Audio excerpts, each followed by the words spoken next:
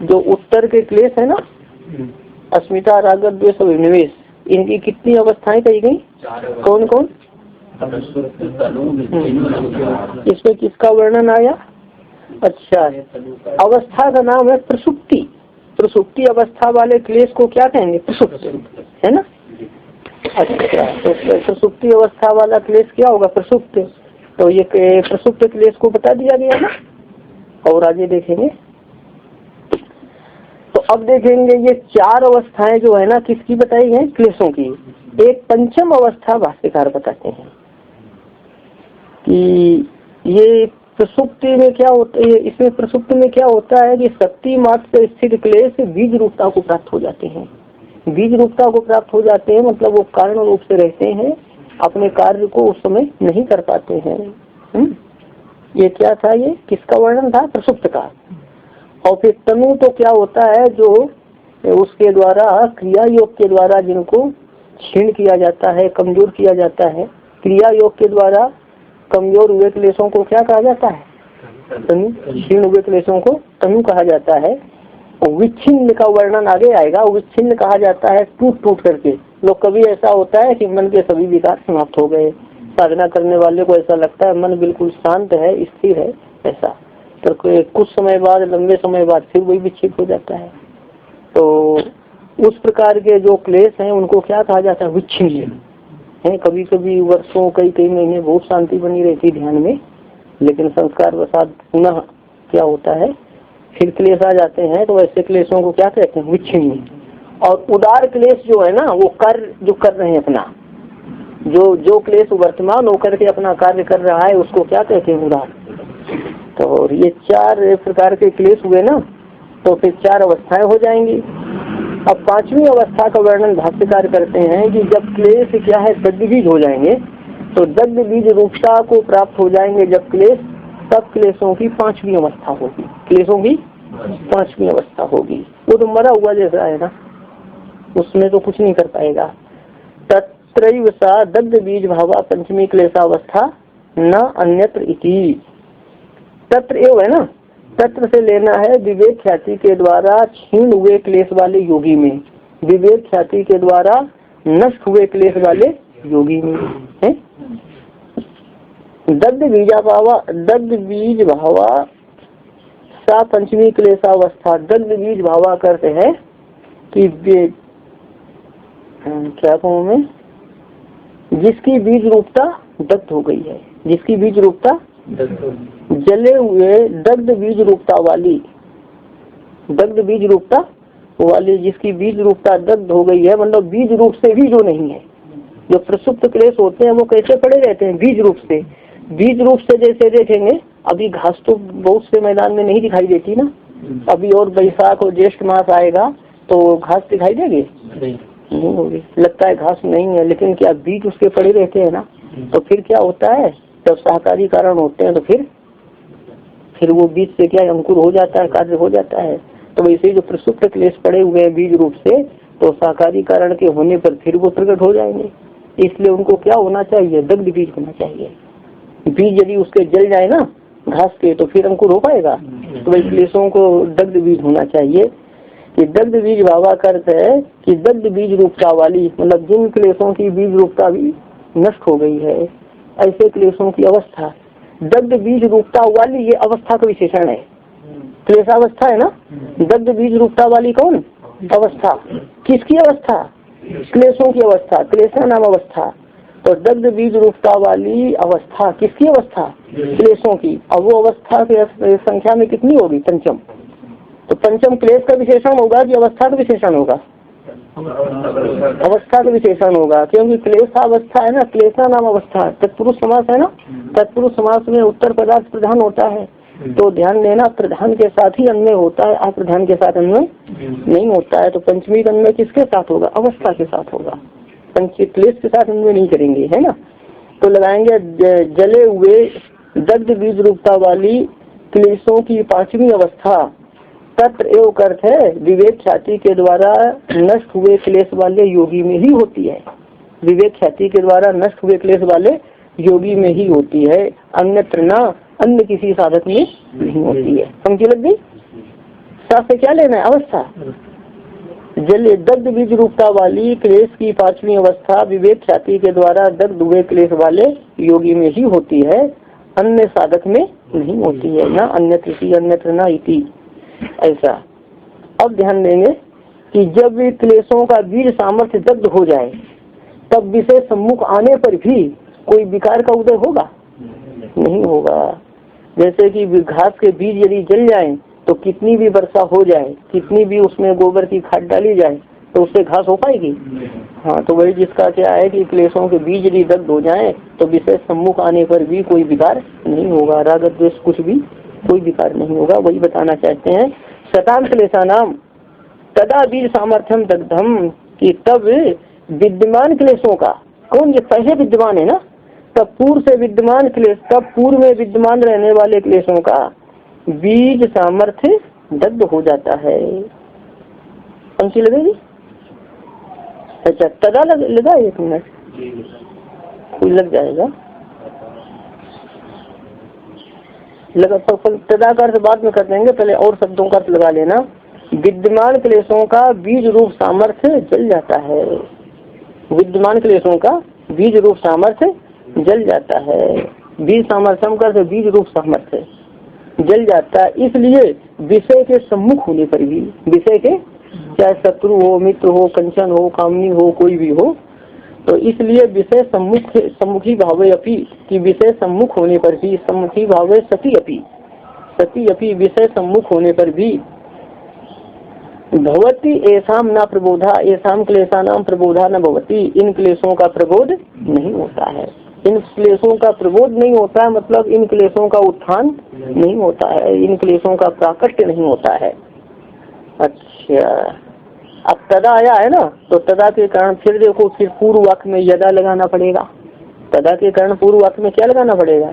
तो ऐसा लगाइए, जब दग्ध बीज रूपता वाली क्लेशों की वह पांचवी अवस्था क्षीण क्लेश वाले योगी में ही होती है, अन्य में नहीं होती है। तब यदा को वहां जोड़ लेंगे तो तदा यहाँ का यहाँ में हो जाएगा। तब पूर्व से विद्यमान क्लेशों का बीज रूप सामर्थ्य दग्ध हो जाता है, दग्ध हो गया है कर लेना। तब पूर्व काल में विद्यमान क्लेशों का बीज रूप सामर्थ्य दग्ध हो गया है, दग्ध हो गया है ना। इसलिए विषय के सम्मुख होने पर भी ऐसा प्रबोधा न भवती, इन क्लेशों का प्रबोध नहीं होता है या इन क्लेशों का प्राकट्य नहीं होता है। ऐसा जैसे ऊसर भूमि में कितनी भी वर्षा हो अंकुर नहीं निकलेगा, तो वैसे ही जो है ना, जिसको साक्षात्कार हो गया है आत्मा का, तो उसको ऐसे ही रहता है, कोई फर्क नहीं पड़ता है ऐसा। हाँ, अब ध्यान देंगे। उक्ता प्रसुप्ति ही का अर्थ है कि क्लेशों की प्रसुप्ति अवस्था कही गई। क्या कही गई? उक्ता प्रसुप्ति ही उक्ता क्लेशों की प्रसुप्ति अवस्था कही गई। दग्ध बीजा नाम अप्ररोहा, क्या दग्ध बीजा नाम अप्ररोहा, या उक्ता का अध्ययन कर लेंगे, क्योंकि प्रसुप्ति स्त्रीलिंग है ना, इसलिए उक्ता, और ये अप्ररोहा पुल्लिंग है ना, तो यहाँ उक्ता का अध्ययन कर लेंगे। और जले हुए बीजों का अंकुरित न होने कहा गया, जले हुए बीजों का अंकुरित न होना कहा गया, मतलब जले हुए बीज के समान क्लेशों का प्रकट न होना कहा गया। लग जाएगा? जले बीजों का अंकुरित न होना कहा गया, मतलब जले हुए बीजों के समान क्लेशों का प्रकट न होना कहा गया। ऐसे पंक्ति लगाएंगे। तो ये प्रसुप्ति कह दी गई ना। अब तनुत्व उच्चते कि तनुत्व अवस्था कही जाती है। तनुत्व अवस्था वाले क्लेशों को तनु कहते हैं। जैसे प्रसुप्ति अवस्था वाले क्लेशों को प्रसुप्त, वैसे ही तनुत्व अवस्था वाले क्लेश तनु कहे जाते हैं। तो ध्यान देना, क्लेश का क्लेश तनु करने के लिए क्या करना चाहिए बताओ? क्रिया योग है ना। तो क्रिया योग से तनु हो जाते हैं, यही बताते हैं भाष्यकार। प्रतिपक्ष भावनाओं का हता, प्रतिपक्ष भावनया उपहता, प्रतिपक्ष की भावना से उपहत हुए। यहाँ प्रतिपक्ष की भावना का अर्थ है क्रिया योग का अनुष्ठान। प्रतिपक्ष है यहाँ पर क्रिया योग, प्रतिपक्ष का अर्थ होता है विरोधी। तो यहाँ पर प्रतिपक्ष हो गया आपका क्रिया योग, भावना का अर्थ अनुष्ठान। क्रिया योग के अनुष्ठान से उपहत का अर्थ है जर्जर हुए। जर्जर हुए समझते हैं? दुर्बल हुए, एक दुर्बल हुए ऐसा। कि प्रतिपक्ष भावना का क्या हो गया, क्रिया योग के अनुष्ठान से उपाहता कर जर्जर हुए, प्रतिपक्ष की भावना से जर्जर हुए क्लेश तनु हो जाते हैं। क्लेशः तन्वा भवन्ति लग जाएगा कि प्रतिपक्ष की भावना से जर्जर हुए क्लेश कैसे हो जाते हैं, तनु हो जाते हैं। ठीक है, तो क्षीण हो जाते हैं, और जब तनु हो जाते हैं ना तो तनु होंगे, और तनु होने के बाद में कैसे होंगे, वो प्रसुप्त होंगे। और तनु और प्रसुप्त के समय क्या है कि उनको ज्ञान अग्नि दग्ध करती है। तनु के समय कुछ तो प्रसुप्त रहेंगे, कुछ तनु बने रहेंगे, ये बात है। आगे ध्यान देंगे। तथा अब किसको बताना है, विच्छिन्न को ना। तो जो विच्छिन्न क्लेश है उसकी अवस्था को क्या कहेंगे, विच्छिन्नता। विच्छिन्नता अवस्था वाले क्लेश कैसे होंगे, विच्छिन्न। तो विच्छिन्न को बताते हैं। तथा विच्छिन्न विच्छिन्न का टूट टूट करके बताया ना, कभी साधना करते समय क्लेश बहुत समय तक अनुभव में नहीं आते हैं, मन बिल्कुल स्थिर बना रहता है, फिर आ जाते हैं, टूट टूट कर क्लेश आते हैं साधक के जीवन में। उसी प्रकार तथा कर और विच्छिन्न विच्छिन्न कर टूट टूट करके पुनः पुनः तेन आत्मना समुदाचरन्ति। टूट टूट करके पुनः पुनः कर से बार बार, तेन तेन आत्मना कर से उस रूप से, मतलब अब उस रूप से क्लेशों का जो अपना रूप है कि उस रूप से समुदाचरन्ति का अर्थ है कि प्रकट होते हैं, प्रकटित होती। समुदाचरन्ति का क्या अर्थ है, प्रकट होते हैं, इसलिए विच्छिन्न कहलाते हैं। पंक्ति लग जाएगी। और टूट टूट करके तेन पुनः, और टूट टूट करके पुनः पुनः तेन तेन आत्मना, और टूट टूट करके पुनः पुनः उस रूप से प्रकट होते हैं। टूट टूट करके पुनः पुनः उस रूप से प्रकट होते हैं, उस रूप से प्रकट होते हैं, राग राग रूप से, द्वेष द्वेष रूप से। इसलिए क्लेश विच्छिन्न कहे जाते हैं, है ना। तो टूट टूट करके जो होने वाले हैं उन क्लेशों को क्या कहेंगे, विच्छिन्न। फिर कथम कैसे टूट टूट कर होते हैं, तो भाष्यकार समझाते हैं। कथम प्रश्न उठाया कैसे, तो उत्तर है क्योंकि राग काले क्रोध से दर्शनार्थ, क्योंकि राग के समय क्रोध नहीं देखा जाता है। होता है चित्त की एक काल में एक ही वृत्ति होती है, तो जिस काल में राग होता है उस काल में क्रोध होता है। कहते हैं क्योंकि राग काल में क्रोध नहीं देखा जाता। इसी का स्पष्टीकरण ही का यस्मात, क्योंकि राग तो क्यों नहीं देखा जाता है, तो बताते हैं। राग काल में क्रोध नहीं देखा जाता है तो ही करते, क्योंकि राग काले क्रोधा न समुदाचरति, क्योंकि राग काल में क्रोध प्रकट नहीं होता है। न समुदाचरति का न प्रगति होती, क्योंकि राग काल में क्रोध प्रकट, और जब राग काल में क्रोध प्रकट नहीं होता इसलिए राग काल में क्रोध नहीं देखा जाता है। जो प्रकट होगा वही दिखाई देगा। हाँ, तो ऐसा देखेंगे। रागस्य क्वचित दृश्यमानो न विषयांतरो। रागस्य एक प्रश्न दे देना, ये अध्यापक है, दे देना। रागस्य क्वचित दृश्यमानो न विषयांतरे। आइए महाराज त्रिपाठी जी, कम्बल आप आ जाइए ना, आज 1 मिनट आ जाओ, बैठ जाइए आप, बैठ जाइए। कई वर्षों बाद दिखाई महज का कार्यक्रम है। अच्छा, तो उसमें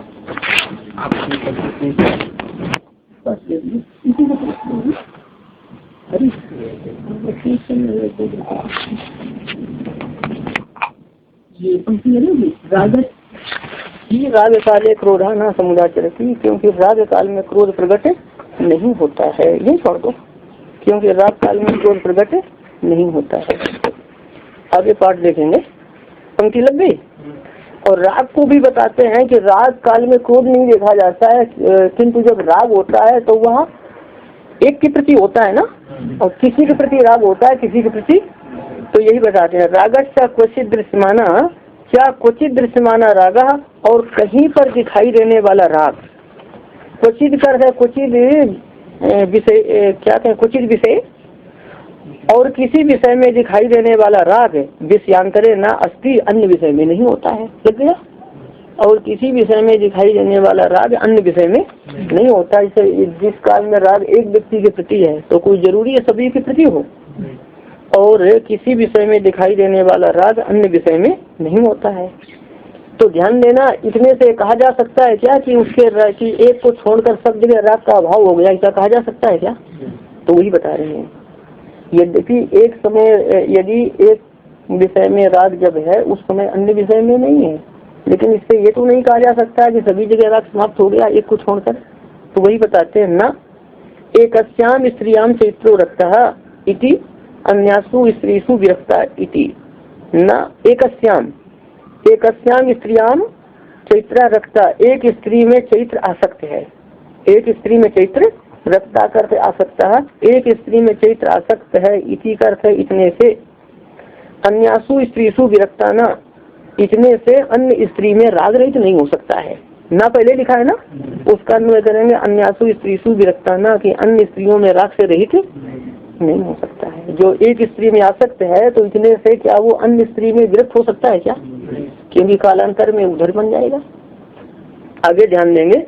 किंतु, तो इसको समझाते हैं, किंतु तत्र रागो लब्ध वृत्ति, तत्र का अर्थ है उस एक स्त्री में जिसमें आसक्ति है ना, किंतु एक स्त्री में राग लब्ध वृत्ति, लब्ध वृत्ति का अर्थ है वर्तमान रूप से है, किंतु एक स्त्री में राग वर्तमान रूप से है। अन्यत्र तो भविष्य वृत्ति, और अन्य स्त्रियों में तो भविष्य रूप से होगा। अन्य स्त्रियों में भविष्य रूप से है। कैसा है वो? भविष्य रूप से है, वो सूक्ष्म रूप से पड़ा रहेगा, उसका पता नहीं चलेगा। एक प्रकट है, दूसरा अप्रकट रूप से है। ऐसा एक प्रकट है, दूसरा अप्रकट रूप से।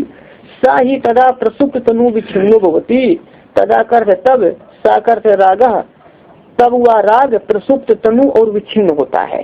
तीन स्थितियां हो सकती है राग की, प्रसुप्त होगी, तनु होगी, अथवा विच्छिन्न होगी। कहाँ? अन्यत्र तु, अन्यत्र आया है ना, अन्यत्र तु भविष्य वृत्ति है ना, तदा तब अन्य विषय में राग प्रसुप्त तनु अथवा विच्छिन्न होता है। मतलब इन तीनों में से कोई एक होगा, तब अन्य विषय में राग प्रसुप्त तनु अथवा विच्छिन्न होता है। अब उदार क्लेश को बता रहे हैं। विषयो यो लब्ध वृत्ति सा उदारा, कि विषय में यह अर्थ है कि जो क्लेश विषय में वर्तमान वृत्ति वाला होता है वह उदार कहलाता है। जो क्लेश विषय में वर्तमान वृत्ति वाला होता है वह उदार कहलाता है। जैसे कि राग जिस समय विद्यमान है उस समय राग को क्या कहा जाएगा? उदार कहा जाएगा। जो क्लेश विषय में वर्तमान वृत्ति वाला है, लब्ध वृत्ति है ना, वर्तमान में ऐसा लगा लेना, जो क्लेश विषय में वर्तमान रूप से है, लब्ध वृत्ति का कर लेंगे वर्तमान रूप से। जो क्लेश विषय में वर्तमान रूप से है उसे क्या कहेंगे? उदार। विषय में वर्तमान रूप से है मतलब विषय के होने पर उसके आकार का जो क्लेश हो रहा है। लग जाएगी पंक्ति? हाँ, तो जिस समय राग है उस समय राग को क्या कहेंगे? उदार। और जिस समय आपका द्वेष है उस समय द्वेष को क्या कहेंगे? वही है। सर्वे, यहाँ सर्वे पदच्छेद करेंगे। सर्व एवेते क्लेश विषयत्व न अतिक्रामन्ति। एते सर्वे, ये सभी कितने यहाँ पर नहीं, जो सबको चारों को ले लो, है ना, और बल्कि सर्वे लगा दिया है तो आप यहाँ ये चारों, हाँ चार को ले लो। अभी फिर देखते हैं, चार को ले लेना। चार को लेंगे कि ये चारों क्लेश विषयत्व का अतिक्रमण नहीं करते हैं। चारों क्लेश विषयत्व का अतिक्रमण नहीं करते हैं, मतलब चारों क्लेश पद के वाच्य ही होते हैं। चारों क्लेश पद के वाच्य ही होते हैं, या चारों क्लेश पद के अर्थी होते हैं। बात समझ में आती है? ये क्लेश विषयत्व का अतिक्रमण नहीं करते हैं, मतलब क्लेश पद के वाच्य ही होते हैं, यही बताना है। तो जब क्लेश पद के ही वाच्य होते हैं, किस पद के वाच्य होते हैं? तो चारों क्लेश ही है। तो प्रश्न उठाया गया तो विच्छिन्न, प्रसुप्त, तनु और उदार, ये चार नाम क्यों हुए? कहा तर्री विच्छिन्ना प्रसुप्त तनु उदारो व क्लेशा, तो विच्छिन्न, प्रसुप्त, तनु अथवा उदार क्लेश ये नाम क्यों हुए? विच्छिन्न, प्रसुप्त, तनु अथवा उदार, इन नामों वाला क्लेश क्यों हुआ? तो बात ही समझ में, क्लेशों के ये नाम कौन क्यों का क्या होता है? सर्री का अर्थ तो विक्षिप्त, प्रसुप्त, तनु अथवा उदार क्लेश क्या है, मतलब इनमें ये नाम क्यों रखे गए उनके? जब सब क्लेश पद के वाच्य ही हैं, सब क्लेश ही हैं, तो अलग अलग नाम क्यों रखे गए? इस अभिप्राय से प्रश्न किया गया। इति यह प्रश्न है, उच्चते से समाधान दिया जाता है। सत्यमेव एतत् सत्यमेव, यह प्रश्न सत्य ही है कि सब क्लेश ही हैं और फिर नाम अलग अलग क्यों रखा गया? तुम्हारा प्रश्न सही है, किंतु से उत्तर देते हैं। विशिष्टा नाम एव एतेषां विच्छिन्नादित्वम, किंतु विशिष्ट अवस्था वाले, विशिष्ट अवस्थाएं कौन है? प्रसुप्ति, तनुत्व, विच्छिन्नता और उदाहरत्व। किंतु विशिष्ट अवस्था वाले एते सामेव इन क्लेश, किंतु विशिष्ट अवस्था वाले इन क्लेशों का ही विच्छिन्नत्व, विच्छिन्नादित्व है ना, तो विच्छिन्नता और प्रसुप्त, ये प्रसुप्तत्व या प्रसुप्ति भी कह सकते, प्रसुप्तता अथवा प्रसुप्ति, तनुत्व और उदाहरत्व, विच्छिन्न आदित्व है ना, तो आदि से और पकड़ ले लेंगे तीनों और सभी के साथ त्वा लगा लेंगे। किंतु विशिष्ट अवस्था वाले इन क्लेशों की ही विच्छिन्नता, प्रसुप्ति, तनुत्व और उदाहरत्व होता है या कहा जाता है। यथा एवं प्रतिपक्ष भावनाता निवृत्ता, जैसे ये प्रतिपक्ष की भावना से निवृत्त होते हैं, जैसे ये प्रतिपक्ष की भावना से निवृत्त होते हैं, प्रतिपक्ष की भावना से निवृत्त होते हैं अर्थात क्रिया योग के अनुष्ठान से, जैसे ये क्रिया योग के अनुष्ठान से निवृत्त होते हैं, तथा योग अर्थ वैसे ही स्वाव्यंजकांजनेन अभिव्यक्त, वैसे ही अपनी अभिव्यक्ति के कारण से अभिव्यक्त होते हैं। व्यंजका अंजन का अर्थ है अभिव्यक्ति का कारण, वैसे ही अपनी अभिव्यक्ति के कारण से अभिव्यक्त होते हैं या अपनी अभिव्यक्ति के कारण से प्रकट होते हैं। अभिव्यक्ति पद का प्रयोग इसलिए किया गया क्योंकि चित्त में सूक्ष्म रूप से सब पड़ा रहता है, बाद में प्रकट होता है। तो प्रतिपक्ष की भावना से निवृत्त हो जाते हैं, अब अभिव्यक्ति के कारण से ये अभिव्यक्त हो जाते हैं, तभी साधक को एकांत सेवन का विधान किया गया है ना, कुसंग त्यागने का विधान किया गया है कि अभिव्यक्ति के कारण सामने ना आए तो अभिव्यक्त न होंगे। तो जब अभिव्यक्त न हो तो प्रतिपक्ष की भावना करने से वो क्षीण होंगे, फिर ज्ञान अग्नि से दग्ध हो जाएंगे। अब जहाँ व्यक्ति के कारण है वहीं पर साधक रहेगा तो फिर उनको क्षीण हो पाएंगे। हाँ, प्रतिपक्ष की भावना तभी होगी जब इनसे बचेगा साधक। सर्व एवामी क्लेशा विद्या भेदा, सर्वे एव अमी क्लेशा, ये सभी क्लेश अविद्या के ही भेद हैं। एव है ना, अमी सर्वे क्लेशा, ये सभी क्लेश अविद्या के ही भेद हैं। तो यहाँ सर्वे से फिर कितना लेंगे आप? 4। ये चारों क्लेश अविद्या के ही भेद हैं। कस्मात, क्यों अविद्या के भेद हैं? तो उत्तर है सर्वेषु अविद्या एवं अभिप्लवते, क्योंकि सभी में अविद्या व्याप्त रहती है, या क्योंकि सभी में आधार रूप से अविद्या रहती है। सभी में आधार रूप से, क्योंकि अविद्या क्या है? इनकी क्षेत्र है या तो इनका उत्पत्ति स्थान है, तो आधार रूप से कौन रहेगी? क्योंकि सभी में अविद्या ही व्याप्त रहती है, या क्योंकि सभी में अविद्या ही आधार रूप से रहती है। लगी पंक्ति। यद अविद्या वस्तु आकार्यते, यद अविद्या वस्तु आकार्यते तद एव अनुसेरते क्लेशः।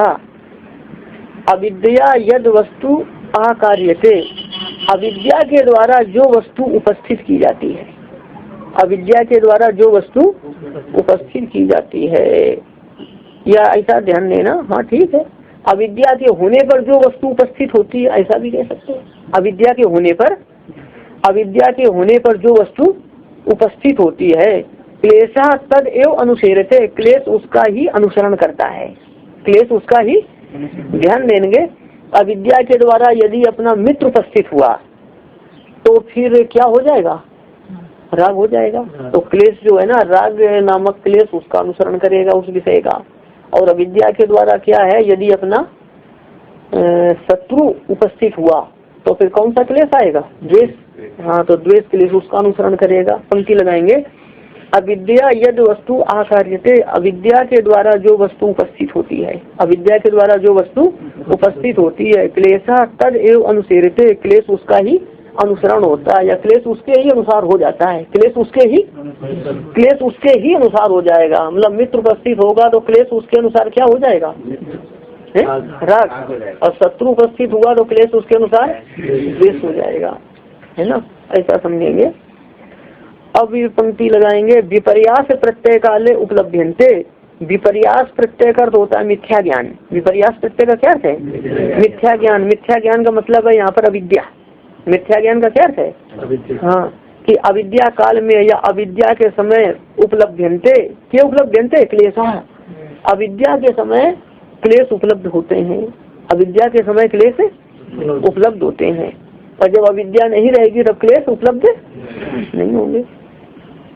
पंक्ति देखना, क्षीमाणाम क्या अविद्याम अनुक्षीयन्ते, अनुक्षीयन्ते एक में कर लेना, क्रिया के साथ उपसर्ग जुड़ता है ना, अनुक्षीयन्ते क्या अविद्याम क्षीमाणाम, और अविद्या के क्षीण होने पर, और अविद्या के क्षीण होने पर अनुक्षीयन्ते क्लेशा, अनुक्षीयन्ते क्लेश क्षीण हो जाते हैं, क्लेश।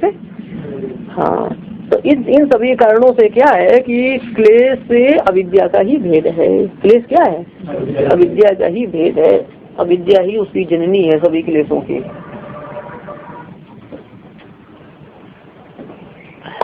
देखो आगे, इतना पास लो, जल्दी जल्दी जल्दी से बात।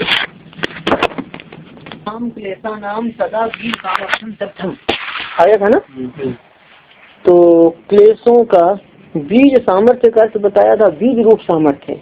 बीज रूप सामर्थ्य किसका? क्लेशों का। क्लेशों के सामर्थ्य को ही बीज कहा गया है।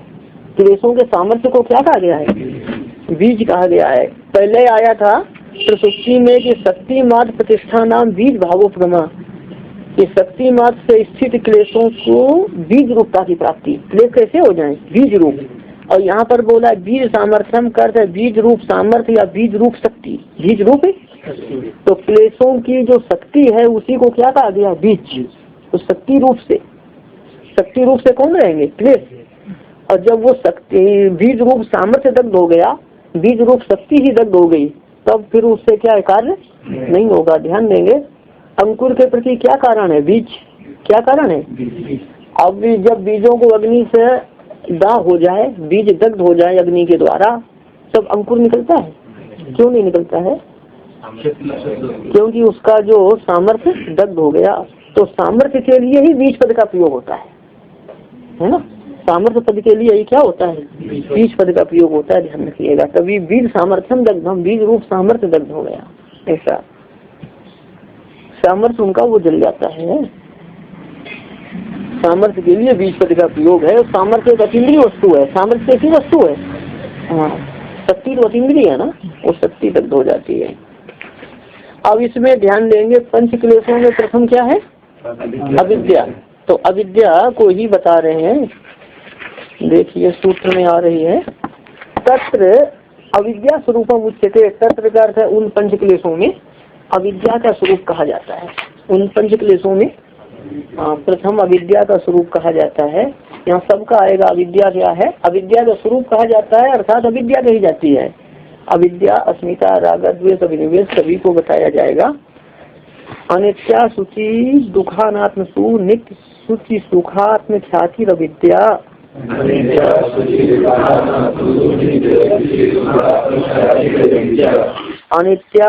दुखानात्म सु नित्य शुचि सुखात्म ख्याति ही अविद्या। अनित्य, असुचि, दुख और अनात्मा। नित्य, शुचि, सुख, आत्मख्याति ही अविद्या। क्रम से समझेंगे, क्रम से देखेंगे। अनित्या शुचि दुख अनात्म सु है ना, यहाँ अनित्य है, आगे नित्य है। नित्य लिखा है ना, और अनित्य के बाद पहले असुचि है, वहाँ क्या है? शुचि है। अनित्य का विरोधी नित्य, असुचि का विरोधी शुचि, और दुख का विरोधी सुख, और अनात्मा का विरोधी आत्मा। तो पंक्ति लगाएंगे। जैसे हम थोड़ा शब्दों पर ध्यान देना, मैं जैसा बोलता हूँ, अनित्य नित्य ख्याति अविद्या। ख्याति अविद्या, अंतिम में ख्याति अविद्या लिखा है ना, तो अनित्य नित्य ख्याति अविद्या, मतलब अनित्य पदार्थों को नित्य समझना अविद्या है। अनित्य पदार्थों को नित्य समझना क्या है? अविद्या है ना। ये वस्तु इसी तरह की बनी रहेगी, ये तो नित्य होती तो ऐसी ही बनी रहती। तो सभी वस्तुएं कैसी हैं? अनित्य हैं। तो अनित्य वस्तुओं को नित्य समझना क्या है? अविद्या है। तो जैसे कि जल है ना, वो अधिक उष्ण होने पर क्या बन जाता है? वाष्प, भाप बन जाता है। ठंडा होने पर क्या है? बर्फ बन जाता है। तो ऐसी अवस्थान्तर अवस्थाएं होती रहती हैं। क्या होती रहती हैं? अवस्थाएं बनी होती रहती हैं। अनित्य है मतलब नित्य नहीं है, अर्थात तो एक जैसा नहीं है। एक जैसा यही मतलब है। यहाँ अनित्य का अर्थ मिथ्या नहीं है। अनित्य का अर्थ मिथ्या, जो न होकर भासेगा तो मिथ्या कहा जाएगा। ये न होकर के नहीं भासता है तो प्रतीत होता है, समझे? हाँ, न होकर भाषे ये बात नहीं है ये। ये है, लेकिन ये आत्मा जैसा सत्य नहीं है, लेकिन मिथ्या भी नहीं है। आत्मा जैसा सत्य नहीं मतलब आत्मा कूटस्थ सत्य है, कूटस्थ है ना, और ये परिणामी सत्य है। सत्यता दुगी आत्मा की सत्यता कैसी है? कूटस्थ सत्यता। और ये जो जगत की सत्यता अचेतन पदार्थों की सत्यता कैसी है? परिणाम होता रहता है, अभाव कभी नहीं होगा। हाँ, वो मतलब क्या है कि कार्य का तिरोभाव, कार्य का आविर्भाव, हाँ, कार्य का आविर्भाव, कार्य का तिरोभाव, तो मतलब बना रहता है ना वो किसी न किसी रूप में, ऐसा। तो ये परिणामी सत्य, परिणाम होता रहता है। मिट्टी का परिणाम क्या हो गया? घट हो गया। प्रकृति का परिणाम महात्मा का परिणाम, अहंकार, इसका परिणाम होता रहता है ना। सत्वस्तम परिणाम होता रहता है। और जगत परिणामी सत्य है, मिथ्या नहीं है। मिथ्या शंकर मत को, बौद्ध मत को छोड़कर कोई नहीं मानता है। वेदों में जिन प्रधान उपनिषदों पर आचार्यों ने भाष्य लिखे हैं, उसमें ब्रह्मसूत्र में, गीता में ना कहीं विवर्तवाद कहा गया है, ना कहीं मिथ्या कहा गया है, ना कहीं रज्जु सर्प कहा गया है, ना कहीं सुक्ति रजत कहा गया है, कहीं नहीं कहा गया है। जो उपनिषद पढ़ते हैं ना, मृत घट दृष्टांत दिया गया है। यथा सोमेतेन मृत पिंडेन ज्ञातेन सर्वम मृतमयम विज्ञातम स्यात्। तो मृत घट दृष्टांत दिया गया, रज्जु सर्प दृष्टांत वेदों में नहीं है। तो मृत घट दृष्टांत परिणामवाद का समर्थक है। ब्रह्म सूत्र में भी क्या है? परिणामात आत्मकृत्य है, परिणामात। यही जो है ना, व्यास जी ने परिणाम ही कहा है, विवर्त नहीं कहा। विवर्त तो बौद्ध दर्शन से ला करके लोगों ने यहाँ थोप दिया ब्रह्म सूत्र में। ये भारतीय हिंदुस्तान में नहीं है विवर्तवाद, ये बौद्ध दर्शनों की भाषा है, ये रज्जु सर्प वाली। तो इसीलिए सांख्य योग दर्शन में विवर्त नहीं माना गया, कोई नहीं मानता है। और बौद्ध दर्शनों का जो है ना, नकल करके कहलाया गया है। बौद्धों का नकल किया गौड़पाद ने, तो गौड़पाद का जो है नकल सबने कर लिया बाद में। अब यही कहीं कहीं महापुरुष कह गए संसार ऐसा है, तो राग हटाने के लिए केवल कह दिया है। संसार स्वप्न के समान है, मिथ्या है, वो क्यों कहा? राग हटाने के लिए। ब्रह्म सूत्र में ही है, ध्यान देंगे। वैधर्म्याच्च न स्वप्नादिवत ब्रह्म सूत्र है कि वैधर्म्य होने के कारण जगत स्वप्नादि के समान नहीं है। व्यास जी स्वयं ब्रह्म सूत्र में लिख रहे हैं, और मूर्ख लोग बोलते हैं जगत स्वप्न के समान मिथ्या है। अरे व्यास जी क्या कह रहे हैं? व्यास जी कहते हैं न स्वप्नादिवत वैधर्म्याच्च न स्वप्नादिवाद ब्रह्म सूत्र है। ब्रह्म सूत्र को कोई नहीं देखता है ना। स्वप्न के समान जगत नहीं है, व्यास जी स्वयं ब्रह्म सूत्र में बोल रहे हैं, स्वप्न रूपता का निषेध करते हैं। और कुछ ये ध्यान देंगे, जगत स्वप्न के समान मिथ्या नहीं है। ये भगवान के सत्य संकल्प से रचा गया है। सत्य संकल्प भगवान ने इसकी रचना की है, और ये अविद्या माया कुछ नहीं होती है। सत्य संकल्प ईश्वर ने इसकी रचना की है। जो कहते हैं हमारे अज्ञान से संसार की रचना होगी, और तुम्हारे अज्ञान से संसार की रचना होगी, तो तुम रोटी के लिए जो है क्षेत्र में लाइन क्यों लगाते हो? रोटी के लिए तुम वहाँ आटा डाल क्यों इकट्ठा करते हो? जो इतने आपके अज्ञान से पूरे संसार की रचना हुई है, तो अपना मकान आप अज्ञान से बना लो। सीमेंट ईंटा क्यों लाते हैं आप? सीमेंट ईंटा नहीं लाना चाहिए। अज्ञान का नहीं कार्य, सत्य संकल्प ईश्वर की रचना है ना। बैठे बैठे आप ऐसी मकान बना लो, ऐसी रोटी बना लो, उपादान क्यों लाते हैं आप? तो ऐसा कुछ भी नहीं है, सब पागलों का काम है ऐसा बोलना। सब ये शास्त्र समर्थन नहीं करता। गीता उपनिषद ब्रह्म सूत्र प्रस्थान त्रय में समर्थित नहीं है। तो इसीलिए यहाँ पर अनित्य जो कहा गया है ना, अनित्य कौन वस्तु होती है? जो एक जैसी ना रहे, जो एक जैसी ना रहे। हाँ, तो ये संसार को कुछ आचार्यों ने चित्त विलास कह दिया है ना, इसीलिए कहा गया है। यही कारण है उसका। वो विवर्तवादी का विरोधी है चित्त विलास, ऐसा। अब ध्यान देंगे, तो यहाँ पर आप देखेंगे पाठ अपना क्या है? अनित्य नित्य ख्याति अविद्या। ख्याति का ज्ञान, अनित्य पदार्थों में नित्यता का ज्ञान, या अनित्य पदार्थों को नित्य समझना क्या है? अविद्या है। संसार अनित्य है, इसको क्या समझ लिया? नित्य। तो ये अविद्या हो गई। अनित्य है ना, परिवर्तनशील है ना, विनाशी है, ऐसा। विनाशी होने का मतलब कुछ ना रहना ये नहीं है। घट का विनाश हुआ तो मिट्टी रहती है ना, तो परिणाम ही होता है, ध्यान देना। तो अनित्य पदार्थों को नित्य समझना क्या है? अविद्या। और आगे लगाना अशुचि है ना, अनित्येषु नित्य ख्याति अविद्या। फिर शुचिषु अशुचि ख्याति अविद्या। अशुचि क्या? अशुचिषु अशुचिषु शुचि ख्याति अविद्या। अपवित्र पदार्थों को, अशुचि करते अपवित्र, अपवित्र पदार्थों को पवित्र समझना अविद्या है। अपवित्र पदार्थों को पवित्र समझना अविद्या है। और दुख है ना, और दुख क्या है? दुख है सुख ख्याति अविद्या, कि दुख को सुख समझना अविद्या है। दुख को सुख समझना क्या है? अविद्या है। और अनात्म सु आत्मख्याति अविद्या, और अनात्मा को आत्मा समझना अविद्या है। अनात्मा मतलब आत्मा से भिन्न जो देह इंद्रिय है, अनात्मा को आत्मा समझना क्या है? अविद्या है। पंक्ति लग गई। अनित्य को नित्य समझना अविद्या है, अपवित्र पदार्थ को पवित्र पदार्थ समझना अविद्या है, दुख को सुख समझना अविद्या है, और अनात्मा को आत्मा समझना अविद्या है। भाष्य देखो, भाष्य में इसका व्याख्यान आ रहा है। अनित्य कार्य नित्य ख्याति ही। अनित्य कार्य का अर्थ अनित्य पदार्थ में, अनित्य पदार्थ में नित्यता की प्रतीति या अनित्य पदार्थ में नित्यता का ज्ञान अविद्या है, या अनित्य पदार्थ को नित्य समझना अविद्या है। लग गया? ख्याति कर से ज्ञान या प्रतीति, अनित्य पदार्थ में नित्यता की प्रतीति या अनित्य पदार्थ को नित्य समझना अविद्या है। अविद्या जोड़ लेंगे हर वाक्य के अंतिम में, यहाँ भी अविद्या जोड़ कर वाक्य लगाएंगे। अविद्या क्या है? अनित्य पदार्थ को नित्य समझना या अनित्य पदार्थ में नित्यत्व का ज्ञान। अनित्य पदार्थ में नित्यत्व का ज्ञान अविद्या। तद यथा हुआ देख, जैसे उसको समझाते हैं। ध्रुवा पृथ्वी, पृथ्वी ध्रुवा, ध्रुवा का अर्थ नित्या, पृथ्वी नित्य है। पृथ्वी कैसी है? हाँ, ध्रुवा पृथ्वी, पृथ्वी ध्रुवा मतलब पृथ्वी नित्य है। ध्रुवा सचंद्र तारिका द्यौः, सचंद्र तारिका द्यौः ध्रुवा, चंद्रमा और तारों के सहित अंतरिक्ष लोक नित्य है। ध्रुवा का अर्थ है नित्य है। पृथ्वी नित्य है। यदि नित्य कोई ना समझे तो बहुत ज्यादा संग्रह भी नहीं करेगा, बहुत ज्यादा संग्रह नहीं करेगा, बहुत प्रपंच नहीं बढ़ाएगा। जो इकट्ठा करते हैं ज्यादा, उनको पता रहता है हमारे साथ जाएगा ये, यदि ऐसा वो दो इकट्ठा ही नहीं करेगा आदमी ज्यादा। हाँ नित्य है, नित्य किया है। पाणिनि सूत्र बोलो, नित्य शब्द की सिद्धि कैसे होती है? तब ने नित्यम, हाँ नित्य अर्थ में। चलिए ध्रुव अर्थ में है, ध्यान देंगे। पृथ्वी नित्य है और चंद्रमा और तारों के सहित अंतरिक्ष लोक नित्य है। ध्रुवा का अर्थ नित्य। जीवों कसा अमृता, जीवों कसा का अर्थ है देवता, जीवों कसा क्या अर्थ है? और अमृता का अर्थ है अमर है, देवता अमर है। ध्यान देंगे, जो लोग समझते हैं देवता अमर है, अमर्थ का अर्थ ऐसा समझते हैं कभी नहीं मरते हैं, तो ये कभी नहीं मरते हैं ऐसा समझना अविद्या है।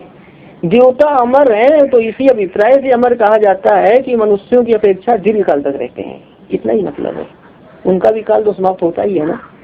तो देवता अमर है, देवता कभी नहीं मरते हैं ऐसा समझना क्या है? अविद्या। पंक्ति लगाएंगे दोबारा। अनित्य कार्य नित्य ख्याति है ना, अनित्य पदार्थ को नित्य समझना अविद्या है। उस तर यथा उदाहरण दिया पृथ्वी ध्रुवा, तो यहाँ पर क्या कहेंगे आप कि अध्रुव पृथ्वी को ध्रुव समझना या अनित्य पृथ्वी को नित्य समझना अविद्या है ना। मतलब अनित्य चंद्रमा और तारे के सहित, चंद्रमा और तारे के सहित अनित्य अंतरिक्ष लोक को नित्य समझना अविद्या है। समझना या वो ज्ञान प्रतीति अविद्या है। और देवता अमर है ऐसा समझना क्या है? अविद्या है। ये जोड़कर लगाएंगे, ऐसा समझना, ऐसा ज्ञान, ऐसी प्रतीति। तथा उसी प्रकार अशुचो परम विभत्से काहे, अशुचि का अर्थ होता है अपवित्र। यहाँ अशुचि का अर्थ किया परम विभत्स, परम विभत्स का अर्थ है अत्यंत घृणास्पद। अत्यंत घृणास्पद कौन है? ये काया।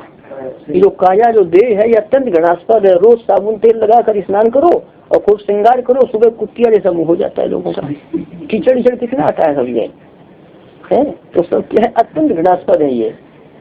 कि अशुचो का अर्थ है परम विभत्स, अत्यंत घृणास्पद काया में। उक्तम क्या उक्तम और कहा गया है, किसके विषय में कहा गया है? काया के विषय में कहा गया है। स्थानाद बीजाद उपस्तंभाद निसंगनाद निधनाद अपि कायम आधे शौचत्वात्, कायम आधे शौचत्वात् पंडिताः है शुचिम विदुः ही अशुचिम विदुः। शब्दों पर ध्यान देंगे। विदुः क्रिया का कर्ता कौन है? पंडिताः। पंडित कहते हैं या पंडित मानते हैं। क्या मानते हैं? कायम अशुचिम, देह को अशुद्ध मानते हैं, अपवित्र मानते हैं। पंडिता कायम अशुचिम विदुः, कि पंडित देह को अपवित्र मानते हैं। जो पंडित हैं, ज्ञानी महापुरुष हैं, वो काय को कैसा मानते हैं? अपवित्र मानते हैं। देह बहुत अपवित्र है, बहुत अपवित्र है। तो मल मूत्र बनाने की फैक्ट्री है ये। कितना भी अच्छा मालपुआ इसको खिलाइए, खीर खिलाइए, क्या है सब गंदी बिस्ता बन जाएगा। तो कोई इसमें डालने से कोई अच्छी चीज थोड़ा बनेगी कुछ सब ऐसे ही बन जाता है, उल्टा पुल्टा सब ये। अब देखेंगे यहाँ पर इस ध्रुव शब्द का अर्थ क्या है? नित्य। हाँ, ध्रुव शब्द का अर्थ पृथ्वी तो नहीं है ना ना, पृथ्वी ध्रुवा है मतलब पृथ्वी नित्य है, ऐसा समझना अविद्या है ना। पृथ्वी ध्रुवा है ऐसा समझना अविद्या है। ध्रुवा मतलब नित्य। हाँ, बल्कि ऐसा समझने अध्रुव पृथ्वी ध्रुव है ये समझना अविद्या है, अनित्य पृथ्वी नित्य है ये समझना अविद्या है। अब ध्यान देंगे तो देह को अपवित्र क्यों कहा जाता है, तो उसमें कुछ हेतु दिए हैं। स्थानाद है ना, स्थानाद का अर्थ स्थान के कारण, तो ऐसा लगाएंगे अपवित्र स्थान के कारण है। अपवित्र स्थान क्या है? उदर आदि है। हाँ, उदर आदि अपवित्र स्थान के कारण। और बीजाद है ना, तो बीज का अर्थ क्या होता है यहाँ पर? उपादान। अपवित्र उपादान होने से देह का उपादान क्या? रजवीर। रज तो अपवित्र कारण होने से बीज का अर्थ कारण, कारण क्या? रजवीर। तो अपवित्र उदर आदि अपवित्र स्थान होने से, अपवित्र कारण होने से, और क्या शब्द है? उपष्टम्भात। उपष्टम्भात का अर्थ है यहाँ पर, उपष्टम्भ का अर्थ होता है आश्रय। अपवित्र पसीना मलमूत्र का आश्रय होने से, अपवित्र मलमूत्र तथा पसीने का आश्रय होने से उपष्टम्भात का अर्थ हुआ ना। एक मिनट, अच्छा नहीं, थोड़ा भूल हो गई बताने में हमसे। उपष्टम्भात का अर्थ गलत बोल दिया मैंने। उपष्टम्भात का अर्थ होगा आश्रय होने से, मतलब ये रस रक्त और मांस का आश्रय होने से। क्या कहेंगे? रस रक्त और मांस का, अपवित्र रस रक्त और मांस का आश्रय होने से। आश्रय कौन है इनका? वही देह है ना, शरीर। और निसंदनाथ का अर्थ है कि यहाँ पर प्रवाह के कारण है। प्रवाह क्या है? मलमूत्र और पसीना रूप प्रवाह के कारण है। निसंदनाथ का क्या अर्थ है? मलमूत्र और पसीना रूप प्रवाह के कारण है। और आदेश औचत्वाद का अर्थ है कि सदा सफाई की अपेक्षा होने से, सदा पवित्रता की अपेक्षा होने से। लोग कुल्ला करते, मुंह धोते, कि सदा सफाई की अपेक्षा होने से विद्वान लोग इस देह को अपवित्र कहते हैं। अपवित्र कहने में हेतु क्या? स्थानाद का अपवित्र स्थान होने से। अपवित्र उदर आदि, उदर कान, इस अपवित्र स्थान है ना, कान में भी देखो मिल भर जाता है कि अपवित्र उदर आदि स्थान होने से। और बीजाद का अर्थ अपवित्र रजवीर कारण होने से। उपष्टम्भाद का अर्थ है कि अपवित्र रस रक्त और मांस से, अपवित्र रस रक्त और मांस का आश्रय होने से। और निसंदनाथ का अर्थ है मलमूत्र और पसीना रूप प्रवाह होने से, या मलमूत्र और पसीना का प्रवाह होने से। और औचत्वाद का अर्थ है सदा सफाई की अपेक्षा होने से विद्वान इस देह को अपवित्र कहते हैं। क्या मानते हैं? अपवित्र मानते हैं देह को, बहुत अपवित्र वस्तु है। राम सुखदास जी महाराज के पुस्तक शायद भावोद्गार नाम से छपी है। अंतिम में जो उन्होंने वसीयत एक लिखी थी वो सबको पढ़ना चाहिए, शायद गीता प्रेस में मिल जाए। भागवत एक संत की वसीयत नाम से होगी या भावोद्गार नाम से होगी, तो मरने के बाद मिली तो उन्होंने इसमें बढ़िया लिखा है सब ये। हाँ, तो उसको सबको पढ़ना चाहिए। बहुत वीतरागी महात्मा थे, और सामाजिक महात्माओं में ऐसे महात्मा बहुत दुर्लभ हैं, ऐसे मिलते नहीं उनके जैसे त्यागी वीतरागी महात्मा। विद्वान हो, वीतरागी हो, भगवत समर्पण हो। इसी का अर्थ इस प्रकार असुचौ शरीर, इस प्रकार अपवित्र शरीर में शुचि ख्याति दृश्यते, इस प्रकार या ऐसे अपवित्र शरीर में, ये कहेंगे इसी का अर्थ ऐसे अपवित्र शरीर में पवित्रता का ज्ञान देखा जाता है, या ऐसे अपवित्र शरीर में पवित्रता की प्रतीति देखी जाती है। किस प्रकार देखी जाती है? कल ओम पूर्णमदः पूर्णमिदं पूर्णात् पूर्णमुदच्यते पूर्णस्य